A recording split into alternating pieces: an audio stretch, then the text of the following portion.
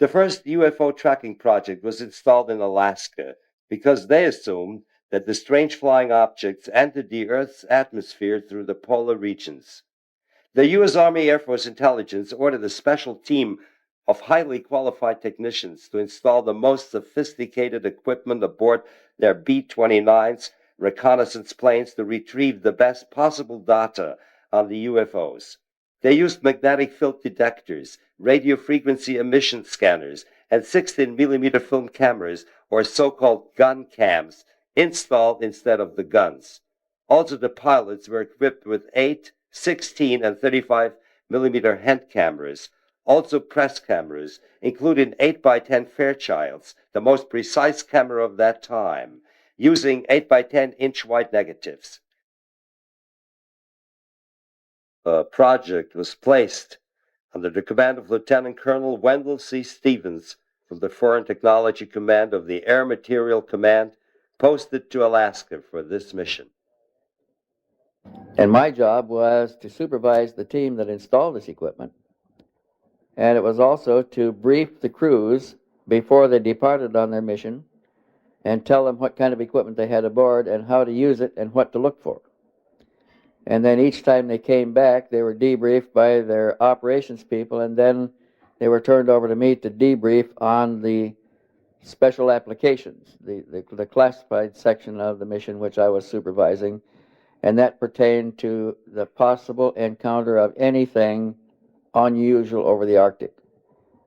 And sometimes they came back with interesting reports. I heard in the debriefings, I heard statements, and I copied them and sent them forward to Washington, describing objects that approached the bombers head-on, stopped in midair, and picked up reverse to the same speed the bomber was flying. And it would remain in a formation position on the bomber for minutes and then fly away. They reported seeing aircraft or flying objects in the sky that were flying 10 times as fast as the B-29s could fly. They reported seeing objects that stopped in the air right next to the B-29, took a position with it, and stayed there for minutes. I remember one report where an object got in behind the trailing edge of the large wing and ahead of the smaller wing in the position, open position there, and remained for 2 or 3 minutes, and they got pictures with all of the movie cameras and the handheld cameras, including the 8x10 Fairchild camera of this object in position right alongside of the B-29. All of the data that was recorded by this special equipment, the cartridges, cassettes, rolls of film, and everything, after a mission with an encounter, was removed from the canisters and the equipment items and packed in a metal box and chained to an officer's wrist and flown to Washington that night. And this happened on a frequency of about 3 or 4 times a month for the whole year and a half that I was doing this in Alaska. Well, we had pilots describe the objects as being disc-shaped in form, completely different from any known aeronautical configuration. And they saw them in the air. They also saw them above them and below them.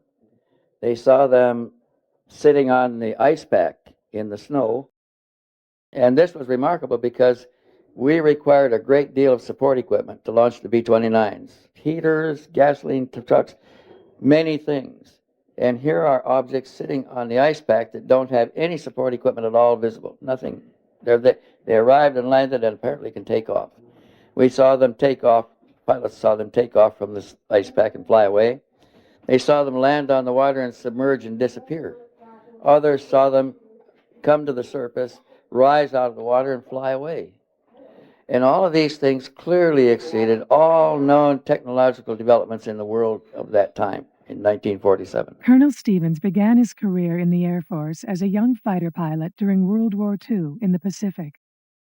An expert in the field of aircraft technology, after the war he was stationed with the Foreign Technology Division of the Air Technical Intelligence Center at Wright Field.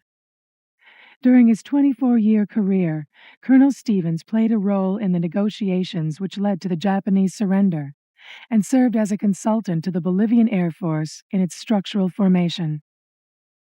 Retired from service in 1963, Wendell Stevens has since earned an international reputation as one of the world's foremost UFO investigators, having published well over 20 books on the subject. His interest in the phenomenon was established in 1947 when he was transferred to Alaska and placed in charge of B-29 crews flying missions over the Arctic. When I got to Alaska, I found that my additional duty, I was assigned there as an assistant base operations officer, completely out of my specialty. My specialty was technical engineering. As an assistant base operations officer, and my additional duty was supervising a team of civilian technicians from Wright Field, where I had just come out of, that were installing special equipment aboard the B-29s that were flying their target profiles are over all the B-29 crews had their targets in Russia, and they carried them home with them. They had them with them all the time so they could get on an airplane in 5 minutes and have the targets with them. They were required to fly a profile mission on their targets over the Arctic in Arctic airspace and their Arctic conditions at least once, and every crew was rotated through Alaska to do this. My team was installing special equipment to look for anomalous aerial phenomena, is what the Russians were calling it. We were calling them flying saucers. We were looking for surges in the electrical system. We installed surge detectors in every system on the B-29. There's 5 or 6 different electrical systems. We installed magnetic detectors in the lines. We installed cameras in positions that didn't have all the gun positions on the B-29 already had 60 millimeter cameras in them. But we installed other cameras that looked forward and looked aft. We had handheld cameras. We had even 35 millimeter movie cameras and a big 70 millimeter movie camera that could be used. And they also had a Fairchild 8x10 camera that was a big thing like this. It took a picture on an 8-inch by 10-inch negative.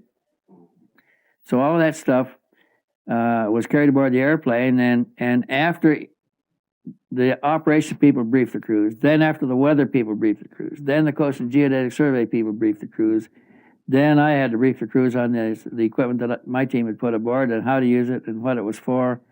And if they got anything when they came back, they were debriefed in the same order. And if they had experienced anything, they'd be turned over to me last, and they'd tell me what they experienced one by one. And while they were doing that, my crews would be downloading the cartridges, cassettes, and film cans, and all of those things we had.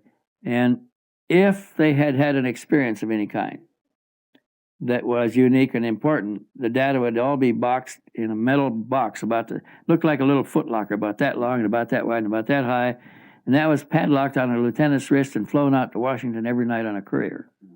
And he had to go to a certain office that had a key to take it off to unlock him and turn him loose. And they kept the box and sent it back on the next courier flight. We had several of those, and this was how the data was transmitted to Washington. We never had no way to read it. We couldn't develop that. We could, but they weren't allowed to develop the film, to read the tapes, to look at the movie camera film. Nothing. But you were hearing stories. Well, we'd hear the stories that resulted from the action that was on the film, but we never got to see any of it. So there were some real interesting stories about seeing objects sitting on the water, submerge and disappear as the B-29 came along. Other times they'd take off and fly away. Once was seen to come to the surface and emerge and fly away. They saw them take off from the ice surface of the ice pack up there, the snowfield. And these are big objects, 100 feet in diameter, that have no ground support equipment. You know, to get a B-29 airborne in the Arctic in the wintertime, it takes a field of equipment around the B-29 as big as the B-29. Well, here were bigger craft sitting on the snow up there with no ground support equipment that take off and fly away at high speed. And that puzzled our senior leaders a good deal, because they wanted to believe that it was a Russian innovation that had come out of the war, that they didn't want to accept the idea that it might be extraterrestrial. In fact, I was almost alone in that idea. Most of the time, I tell my boss that I thought they were extraterrestrial beings, and he'd laugh and he'd say, "They can't come here from there and go back. Why would they come?" Because cosmic distances are too vast. You know, if it's going to take you 50 years to get someplace and 50 years to get home, who's going?